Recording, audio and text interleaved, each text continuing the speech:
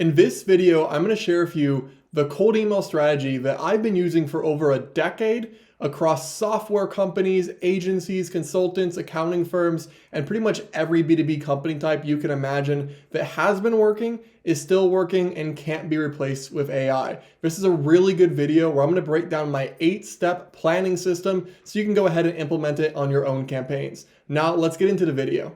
So to start here, when it comes to creating a winning cold email strategy, there needs to be a thought that goes in before you just start blasting off emails. So let's go high level through the planning process, and then we'll go over each of these things in more detail. The first thing we need to do is isolate which services and offers you're going to be promoting. For some of you, this will be harder than others because some of you have a lot of services. Others just have one thing, so probably a bit easier. Second, we need to define what our ideal customer is going to be, or maybe we'll have multiple. Third, we need to decide how much personalization we're going to be doing. Fourth, we need to choose which segments we're going to go after. More on this later. This is really where you do well. 5, we're going to go ahead and validate if we can build lists. 6, we're going to figure out what merge fields or personalizations we'll add. And 7, we're going to write scripts, followed by my favorite thing, the feedback loop. Now that's high level, and I'm going to take you through each of these and share examples along the way. So let's go ahead and kick it off with deciding what services and offers you're going to be promoting. Now I see this way too much. People say, well, I have 4 services and 5 offers, and I want to tell people about every single one of them, that way they can choose which is best for them. That's not going to work in cold email, or if it does work, it's not going to work very well. People are getting emails every single day from your competitors, and also people selling stuff that's completely different from you. You only have a second to hook them, and you really only have time to address one problem with one solution. So if we try to sell everything to everybody, or even 2 or 3 things to one person, there's just not going to be enough attention in existence for you to get your message across.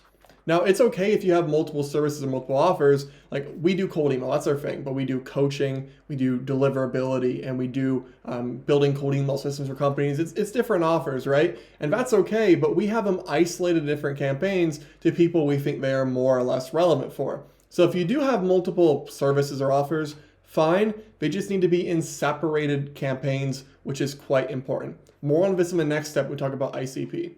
Now, we also want to consider different frames or even portions of a core service. We could do the same thing and frame it a lot of different ways. You can say, we'll do this to save you money, but also saves time and it also increases status. So there's also a lot of ways to frame one offer or service. Let's take cold email. You can sell list building, deliverability, copywriting, appointment setting. These are all different services. Or we could say, more leads, more revenue, better clients. There's a whole bunch of different ways to frame this. So we want to just define what those are before we go any further. And a lot of people fail to think through a step, and it results in a sloppy cold email strategy that doesn't get results. So literally write down, here are the services, here are the offers, and then we'll use those as we move into step 2, 3, 4, 5, and onward. Now, the second thing is defining our ICP, which is an ideal customer profile. You can have one of these or you can have multiple. Essentially, this is going to be who you're selling to. Who are they? What companies do they work at? What size are those companies? Where are they located? What softwares do they use? This can mean a lot of things. And this is kind of back to marketing 101, stuff you may have learned in college or in the first marketing book you read, but it does come into play here. The fundamentals are pretty much the same regardless of what mechanism you're using for outreach, or even if you're doing outreach versus ads versus SEO. So we want to make sure that we have these defined, because otherwise you're not going to do well in cold email. Now, the whole idea here is we want to make these ICPs either based on previous customers that were our best customers ideally, or who we think our ideal customer is if we haven't yet had them, or maybe we haven't had our first customer. And we're trying to do this only based on things that we can filter by. We don't want to do this based on, I don't know, let's say their religion or based on how old they are. We can't really filter these things properly. I mean, maybe to a certain extent, but not very well. So I'm looking at things more like the title. What title do they hold? How long have they held that title? What industry are they in? Is it multiple? Is it just one? Within that industry, is it a certain category? What location? Is it a certain country, a certain state? How big of companies? Are these startups? Are these enterprise, mid-market? Maybe even what software they're using. Do they always use a certain software that's dependent on our service? Or what else are they using? Are they running ads or etc.? We're just looking at what we could see. Because at the end of the day, if you pretend that every person has the same pain points, you're wasting your time. For example, we've had a software company we worked with where it did a lot of things. For the CTOs, they got asked less questions. CMOs, they launched marketing faster. CFOs saved money.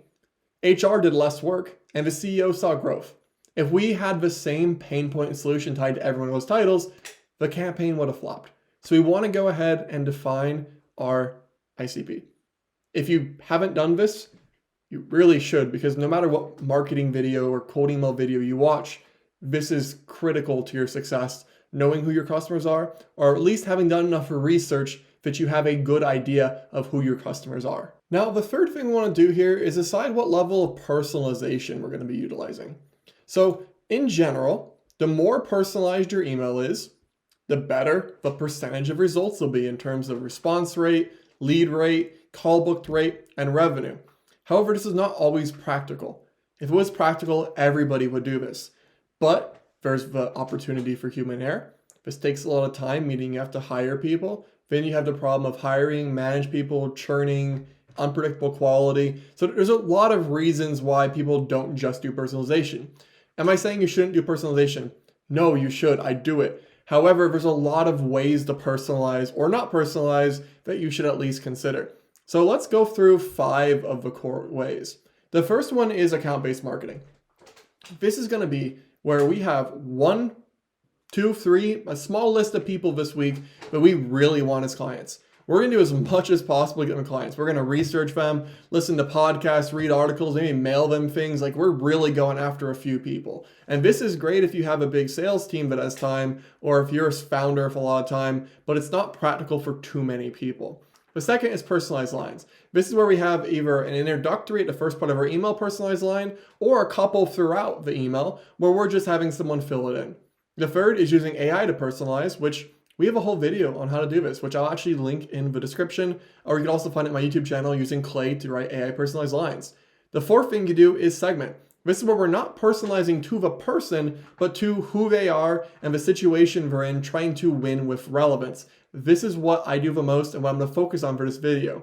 And then the fifth is just no personalization. Now, no personalization does make sense sometimes. If you have a product that applies to hundreds of thousands of people and you just want to reach out to all of them, it may make more sense to do this. So there's not a right or wrong. You just need to figure out what's best for you. However, for the sake of this video, I'm going to talk about segmentation. That's not to say that all these other things won't apply to the rest of this video. They will, just segmented will apply more. So let's move on to the next step here. Now, step 4, I truly believe is the most valuable part of this video. When I think about why have I done good of cold email when other people haven't, there are a few reasons, but one of the main ones is on segmentation. We are really clever and proactive with how we segment our lead list. So the whole idea around this is that we want to figure out groupings of people where they have similar attributes, or we're in similar situations where our messaging can apply from a one-to-many perspective. And there's an unlimited number of segments. It's not like there's 10 or 20, but most of them are going to fall into 2 categories. We have emotional or personal segmentation, which I'll be breaking down, and then also logical segmentation. And there are going to be some times where these overlap, it's emotional and logical, or there's multiple layers where multiple things apply. So let's go ahead and talk about some examples, because this is probably a new topic to a lot of people here, which I'm excited to break down.